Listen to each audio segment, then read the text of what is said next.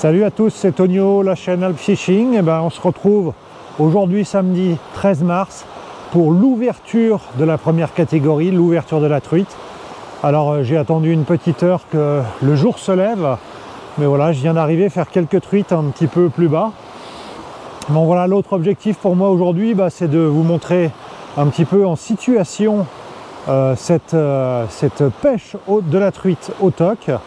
Et voilà, aujourd'hui c'est des conditions qui sont assez bonnes. La météo est correcte pour le moment. Il fait un peu froid, hein. On voit que le sol est gelé. Et vous avouerez que j'ai déjà très froid aux doigts. Les eaux sont basses pour la rivière, hein. Voilà, on est typique dans le début de saison. Donc aujourd'hui on va parler un petit peu de la technique. Voilà, le but pour moi c'est évidemment de me faire plaisir, de pêcher, mais aussi de partager avec vous un peu cette technique, pour vous montrer que c'est une technique qui n'a absolument rien à envier à toutes les autres techniques de pêche, notamment la pêche au leurre. C'est vrai qu'il y a beaucoup de vidéos sur la pêche au leurre qu'on peut voir sur YouTube. On voit beaucoup moins ces pêches traditionnelles que peut être par exemple la pêche au toc, mais en termes d'efficacité c'est juste une tuerie. Donc voilà, on va tout de suite s'intéresser à ce petit trou là derrière qui est assez sympa. On voit qu'il y a un courant qui est donc assez fort au centre, et on voit un gros contre-courant qui est sur le côté droit. Donc ça, voilà, je pense qu'il y a vraiment moyen d'aller lancer dans ce contre-courant. Il y a aussi un courant qui est bien plus calme sur la gauche, donc voilà, je vais rapprocher un petit peu la caméra et puis on va regarder un petit peu ensemble pour voir un petit peu comment on aborde ce type de poste. À tout de suite. Je viens d'aller poser une petite caméra sur la gauche là-bas, et voilà, pour qu'on ait deux angles de prise de vue. Donc j'ai essayé de faire super discrètement parce que ce qu'il faut savoir c'est que les truites nous voient, hein, au bord de la rivière, donc vraiment il faut faire une approche la plus discrète possible. Ce qu'il faut savoir c'est qu'en dessous 1 mètre par seconde de déplacement, elle ne nous voit pas trop. Alors évidemment, voilà, il faut faire super doucement. Donc on va lancer tout de suite. Je vous propose qu'on lance dans cette partie droite là. Sur ma dernière vidéo, je vous dis on va dans les gros contre-courants et on laisse descendre. Et là je laisse bien descendre, et ensuite, une fois que mon appât est en profondeur, il va se rattraper, il va se diriger naturellement dans la zone des courants, se faire rattraper par le courant principal, et là j'accompagne simplement ma dérive. Voilà. Jusqu'en bas du poste. Alors en termes d'appât, là j'utilise une teigne. J'aime pas bien les teignes, je suis pas super fan, mais je me suis dit que j'allais tester juste pour voir là. Donc on va voir. Si ça fonctionne pas, je repasserai sur du verre. Pour moi l'appât roi de la pêche au toc, ça reste le ver de terre. C'est vraiment un super classique. Quand ça marche pas terrible, on peut parfois passer sur la teigne, mais pour moi l'appât roi c'est le ver de terre. Et après quelques larves, hein, il y a quelques larves naturelles là qui fonctionnent du feu de Dieu, que ce soit la patache, que ce soit le porte-bois, des larves comme ça. On aura l'occasion d'en reparler. Il fait encore un petit peu froid pour ce genre de larves là, mais c'est vraiment dément. Alors on peut parler du lancer. Alors le lancer, vous voyez, j'ai ma canne qui est là à 45 degrés, et puis je vais faire balancer mon appât comme ça. Alors je vais essayer de me mettre dans une zone où la caméra permet de bien voir l'appât se balancer, j'espère que ça se voit. Ça paraît tout bête, mais quand j'emmène des copains un peu débutants, rien que ce mouvement-là, ils ont du mal à le faire. Vous voyez, et on a notre appât comme ça qui est à la verticale, et simplement le faire balancer. On ramène d'abord vers nous en relevant la canne, on la baisse, on la relève. On la baisse, on la relève, voilà, et on vient faire, on va dire, un petit U avec la pointe de la canne, hein. On verra peut-être ça sur la deuxième caméra. On va faire un petit U pour faire balancer notre appât. Voilà, et ensuite on peut choisir notre direction en fonction de l'endroit où on veut lancer. Et quand on arrive dans la zone, dans la direction où on veut lancer, et qu'on est en bout de balancement là, on pose simplement, et voilà, et là c'est lancé. Voilà, donc ça c'est la base, le petit balancier comme ça, voilà, petit balancier, Et quand on arrive au bout, on pose, voilà, comme ça, et on laisse bien descendre. Voilà, donc ça c'est la base. Ensuite, on va pouvoir gérer la longe en reprenant un peu de fil. Donc là, je vais prendre plus de fil. Voilà, et donc je recommence. Sauf que là, si vous voulez, j'ai l'appât, il est déjà à ras de l'eau et j'ai le bras en l'air. Donc là, ça devient compliqué à balancer. Donc qu'est-ce qu'on fait? Eh bien, avec la deuxième main ici, on va tirer comme ça, on va tirer et reprendre en face une longueur de fil qui est plus compatible avec le balancement.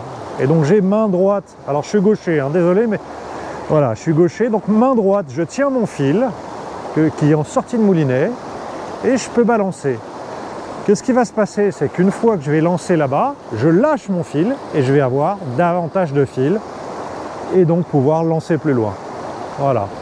Encore sur ce même principe, on va balancer comme ça et pour pouvoir accélérer et gagner en distance de lancer, main droite, au moment où mon appât va repartir, je fais une tirée main droite. Là. Attention, là. Voilà. Et là, ça accélère mon appât. Et donc, je vais pouvoir lancer plus loin comme ça. Voilà, des mots. Et voilà. Et là-bas, je vais lancer assez loin, quasiment sous la pierre. J'ai plus qu'à relever ma canne tout doucement. Et là, avec la main droite, je vais revenir reprendre mon fil, ce qui va me permettre d'ajuster sa hauteur. Voilà. Donc, ajuster la hauteur, je vais vous montrer là avec le rigoletto. On va le mettre par là où on le voit bien. Si je tire, il monte. Si je là, il redescend. Donc c'est intéressant parce que si on est sur une zone, là-bas où il y a beaucoup de profondeur, eh bien ma main va redonner du fil pour descendre assez bas. Voilà, comme ça. Et comme ma ligne se déplace et qu'elle arrive dans des zones où il y a moins de profondeur, je vais progressivement récupérer du fil pour que mes plombs ne raclent pas le fond. Voilà, donc la main droite, le rôle de la main droite pendant la dérive, c'est d'ajuster finalement la hauteur de manière à ce qu'on ne touche jamais le fond. Si jamais j'arrive dans une zone qui est tout à coup est beaucoup plus profonde, là on va dire juste devant moi, là, eh bien je vais rendre du fil de manière à pouvoir être au plus près du fond. Voilà, je rends du fil, là je vois, pour pouvoir descendre, descendre, descendre, descendre.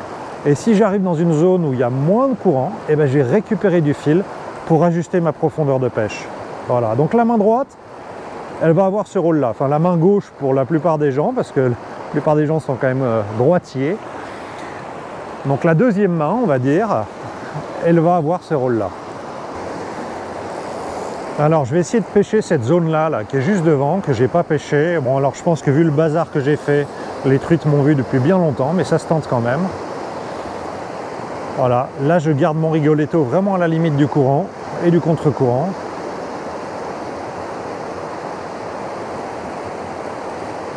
Et je vais le guider dans le contre-courant, voilà, super. Donc là je vais venir me poser ici au coin du caillou. Et là je laisse bien descendre. Je laisse bien descendre, je laisse bien descendre. Le courant va naturellement l'emporter, comme n'importe quel appât, comme n'importe quel petit matériau en suspension. Il va l'emporter directement dans la bonne zone. Alors je ne suis pas très plombé non plus, ça peut jouer, donc on n'a pas peut-être un peu de mal à descendre. Moi j'ai l'habitude quand même de ne jamais être trop plombé. Quand on est trop plombé, on va vite racler le fond. Hop là, petite touche je crois. Quand on est trop plombé, on va vite racler le fond et dans ce genre de rivière, on accroche très facilement.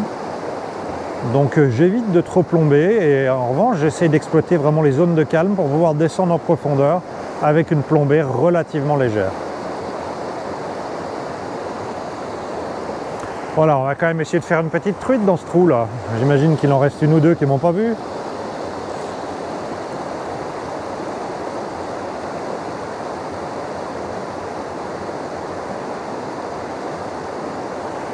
Alors, si jamais vous voyez que votre rigoletto s'arrête, qui marque une pause, il faut faire un petit ferrage. Soit il y a une truite au bout, soit vous êtes accroché dans une pierre, une mousse ou un petit obstacle. et auquel cas il faut à minima tendre votre ligne pour en savoir un petit peu plus. Et si vraiment, si vous sentez des à-coups, là, il faut ferrer immédiatement.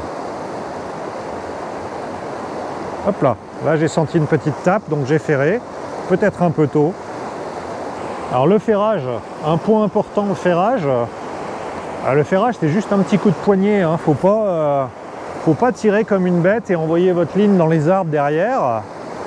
Vous êtes en train de pêcher, vous sentez un petit à-coup, quelque chose, vous mettez hop, un petit coup de poignet comme ça, voilà, simplement, hein.